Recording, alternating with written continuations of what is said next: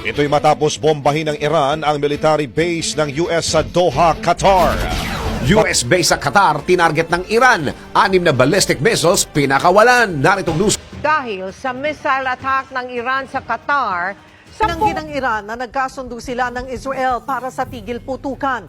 Bago makarating ang Amerika sa China, dadaan muna dito sa Pilipinas.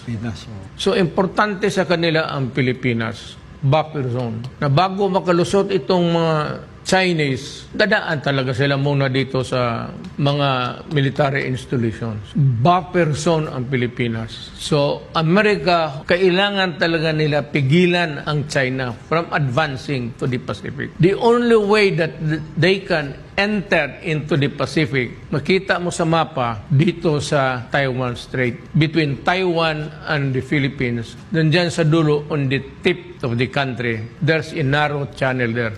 Ngayon, kung magkagera, fight muna tayo dito bago ka makalusot. Before you can ever even entertaining the idea of conquering the Marianas and Guam, patayan muna tayo dito sa Pilipinas.